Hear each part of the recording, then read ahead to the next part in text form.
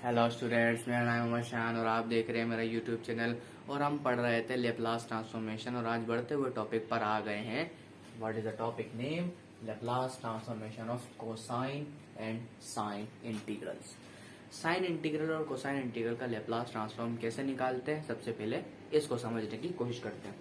सबसे पहले एक बात को समझते हैं कि साइन इंटीग्रल क्या होता है। साइन इंटीग्रल क्या होता है?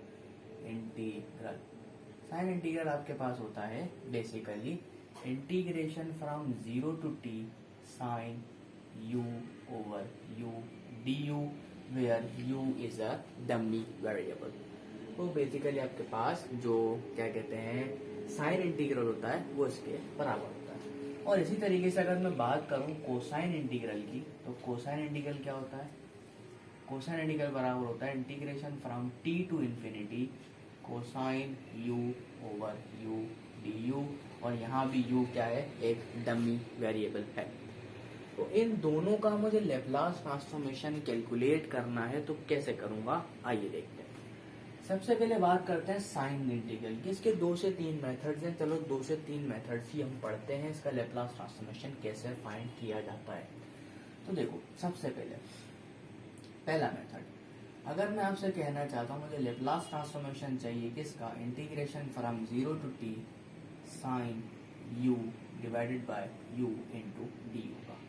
मुझे इसका लेप्लास ट्रांसफॉर्मेशन निकालना है। तो उसका मतलब क्या हुआ? Laplace of F T. इसका मतलब जो अंदर वाला फंक्शन है वो क्या हुआ? Function of T. तो थोड़ी देर के लिए एक बात सुनते हैं कि जो एफ ऑफ टी हुआ मेरे पास कितना हुआ? इंटीग्रेशन फ्रॉम 0 to t और sine u over u du, यही हुआ। अगर मैं इसका डेरिवेटिव कैलकुलेट करूं थोड़ी देर के लिए, तो f derivative of t should be equal to कितना हो जाएगा? भाई डेरिवेटिव से इंटीग्रेशन हट जाती है, कितना हो जाएगा? ये खत्म होगा, वहां क्या बचेगा आपके पास? साइन, और ये लिमिट आ जाएगी t ओवर t। तो बेसिकली आपका जो डेरिवेटिव था वो ये था। चलो जी, डेरिवेटिव तक तो हम पहुंचे, लेकिन अगर मैं यहाँ 0 पुट करता हूँ t की जगह पे, मैंने कहा f ऑफ 0, मैंने कहा f ऑफ 0 किसके बराबर आएगा? 0 के। क्योंकि आपके इंटीग्रल्स में दोनों लिमिट जब सेम हो जाती हैं तो आंसर क्या आता है? 0।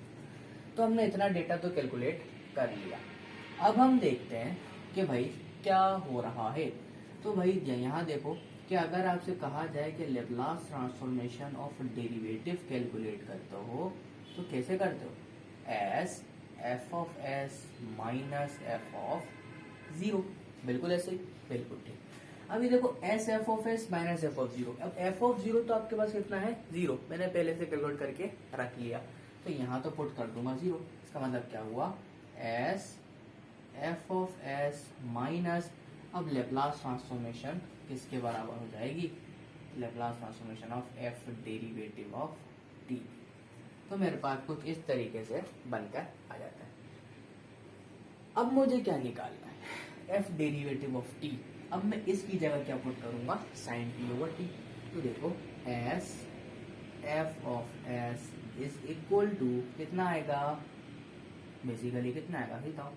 तो Laplace transformation of sine T divided by, और by the division by T property this can be equal to, सबसे पहले हम क्या करेंगे? एस एफ ऑफ एस निकालेंगे, इक्वल आएगा।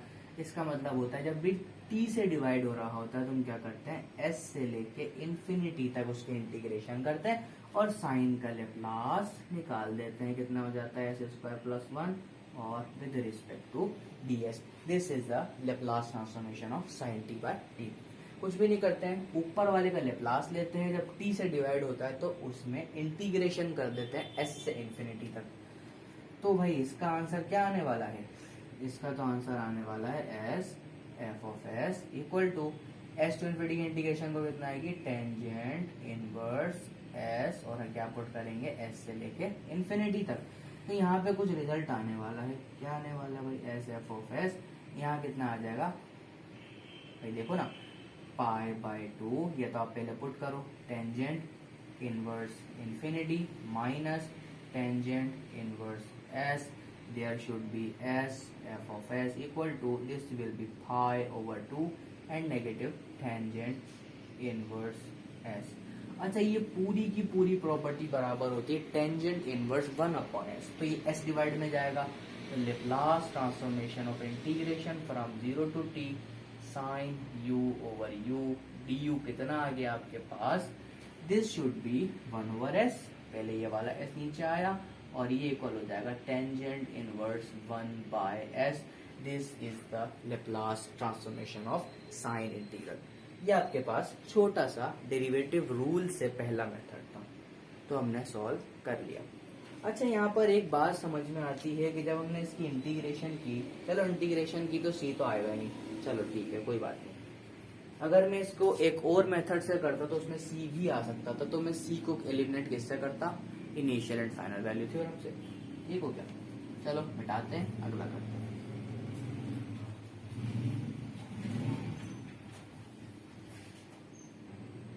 चलो भाई, अब बात करते हैं साइन इंटीग्रल के मेथड नंबर 2 पर।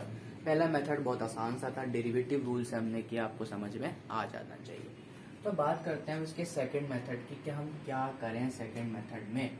तो सबसे पहले अगर आपसे बात की जाए कि सिर्फ अगर मैं इसकी बात करूं साइन इंटीग्रल की, तो आपके पास साइन ऑफ यू की सीरीज कितनी होती है, देखते हैं। Integration from 0 to t 1/u को आप रखो साइड में, और what is the series of sine is obviously u minus u cube by 3 factorial plus u to the 5 by 5 factorial and negative so on, और this is the series of sine function. अब ये series of sine function में तो मैं कहता हूँ u को common निकाल लेते हैं। मैंने कहा क्या करते हैं, 0 to t u को कॉमन निकालेंगे तो कितना बचेगा, u से u कैंसिल हो जाएगा, अंदर बचेगा 1 माइनस कितना u square by 3 factorial plus u to the power 4 by 5 factorial and negative so on du। कोई मसला अब तक नहीं होगा। अब इसकी इंटीग्रेशन कर देते हैं। इंटीग्रेशन करेंगे तो कितना आएगा बेटा, t माइनस u क्यूब की जगह कितना आ जाएगा रिस्पेक्ट टू du, लिमिट भी साथ पुट करता जा रहा हूँ इसलिए t आ रहा है, u क्यूब कितना हो जाएगा u क्यूब, तो लिमिट पुट करूँ कितना हो जाएगा ये t, तो t क्यूब बाय 3 और 3 फैक्टोरियल पहले से मौजूद प्लस, अब देखो t to the power 5 divide by 5 और 5 फैक्टोरियल पहले से मौजूद, this is will be the series of sine. इसको तो हमने यहाँ तक इंटीग्रेट कर लिया। अब इंटीग्रेट करने के बाद ये किसके बराबर था वैसे, 0 to t sine u over u d। अब मैं चाहता हूं मुझे क्या निकालना है, इस पूरे का लेप्लास ट्रांसफॉर्मेशन कैलकुलेट करना है। तो कैसे करूं, लेप्लास ट्रांसफॉर्मेशन ऐसा लीनियर फंक्शन, तो ये आपस में लीनियराइज हो गया, क्या होगा भाई, t का कितना आता है भाई, t का लेप्लास ट्रांसफॉर्मेशन कितना आता है 1/s²।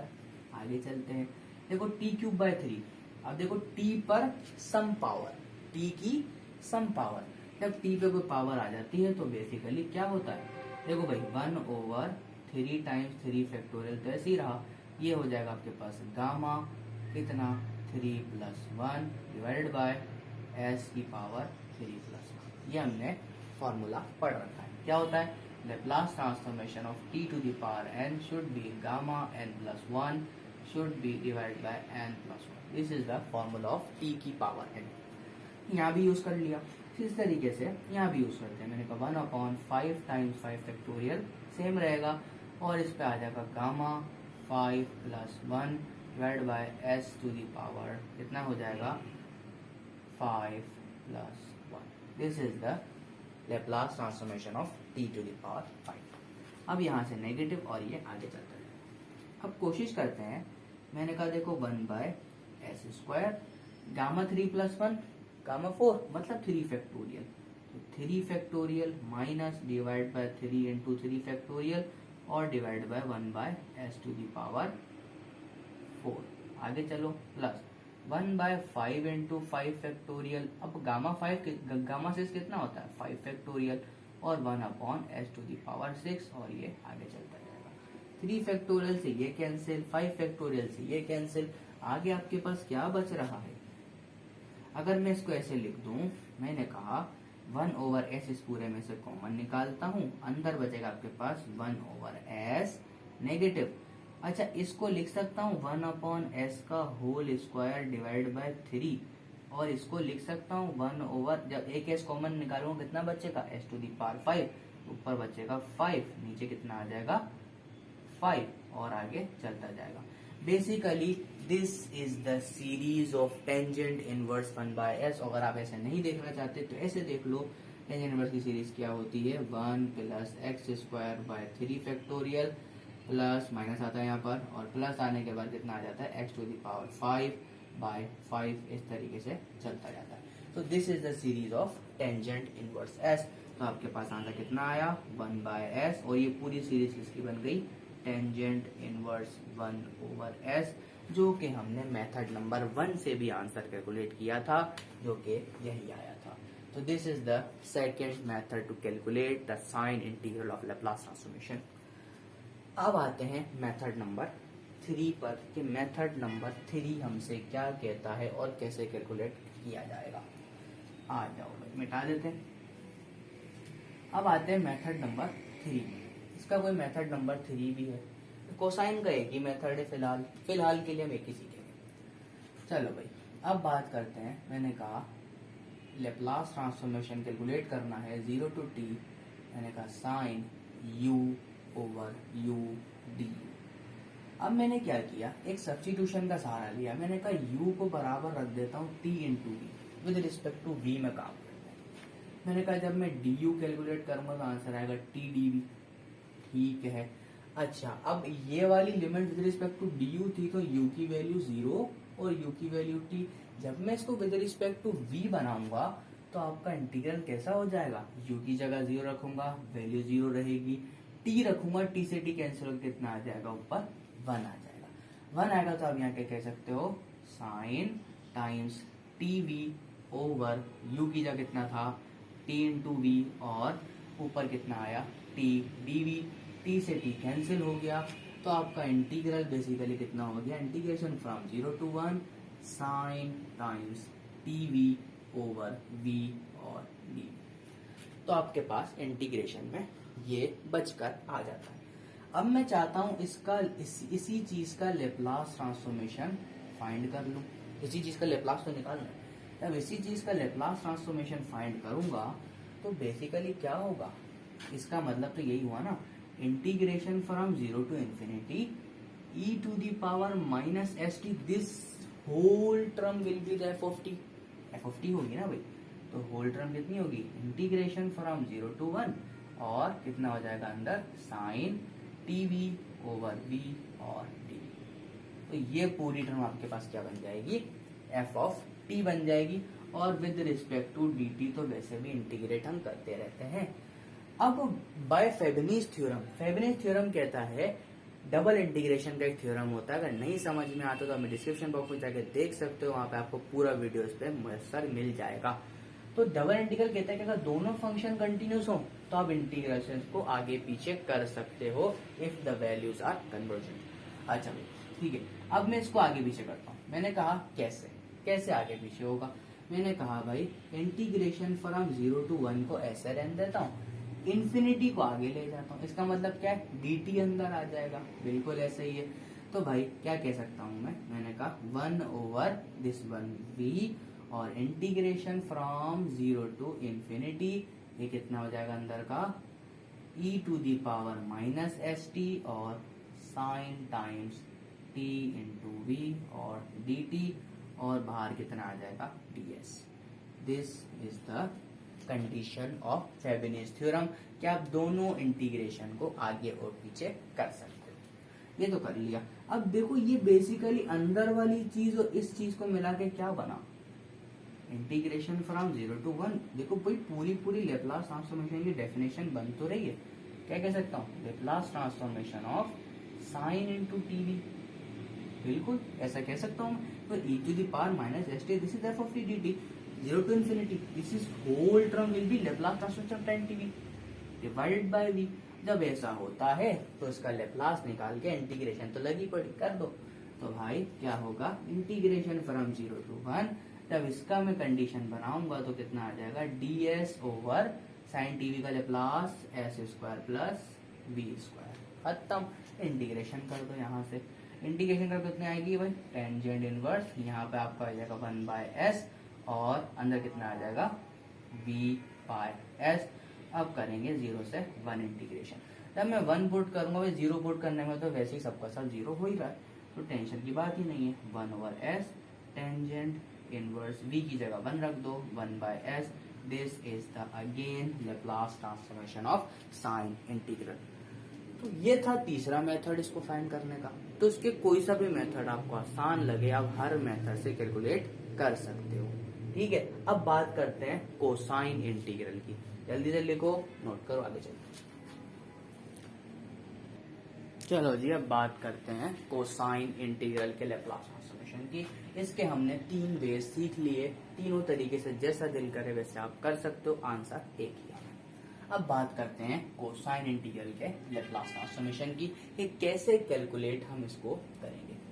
तो देखो, मान लो पहला ही मेथड लगाते हैं जो साइन पर लगाया था। मैंने कहा एफ ऑफ टी जो होगा आपके पास कितना होगा, integration from T to infinity, obviously it is function that, और cos you over U D you.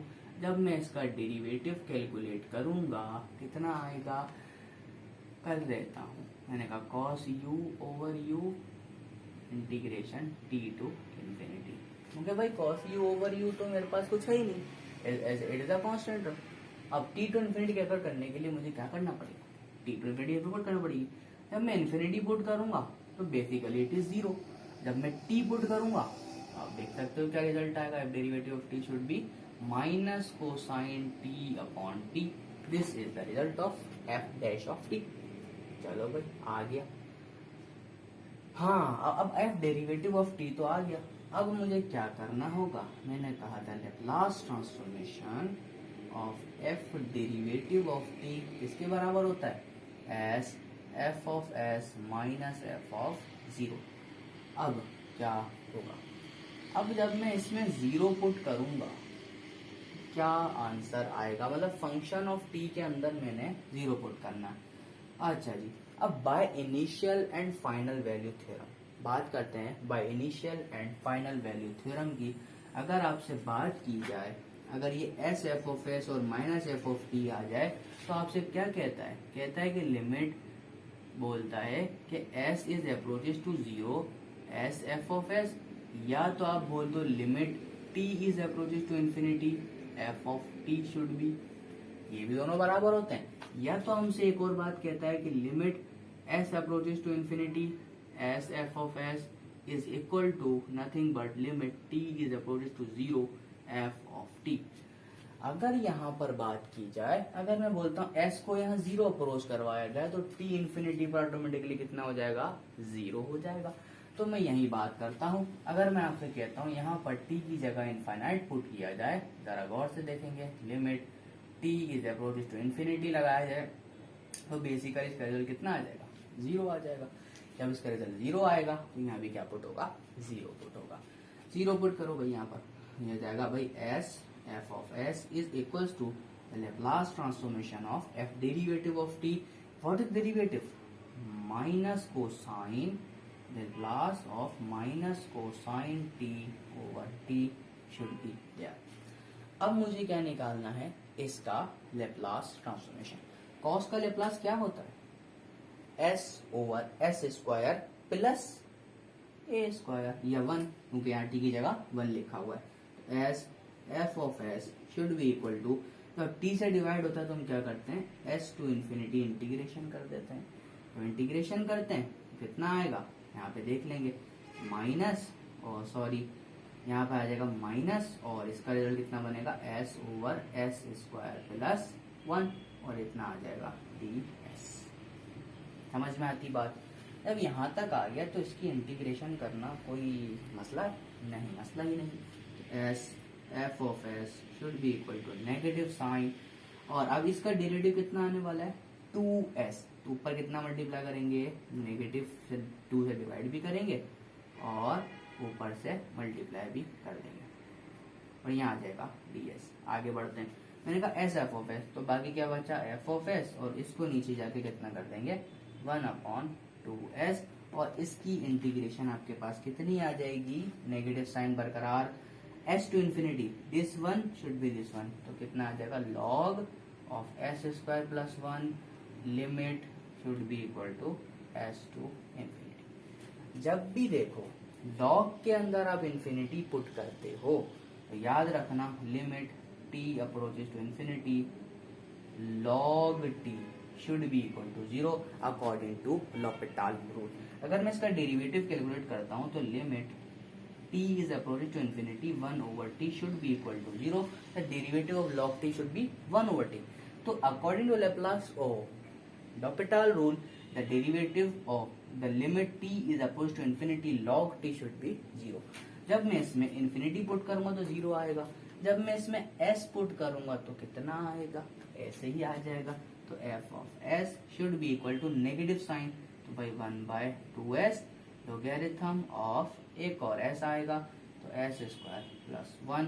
This is the Laplace transformation of cosine integral, और हमने इसमें किसका इस्तेमाल किया, the initial and final value theorem का।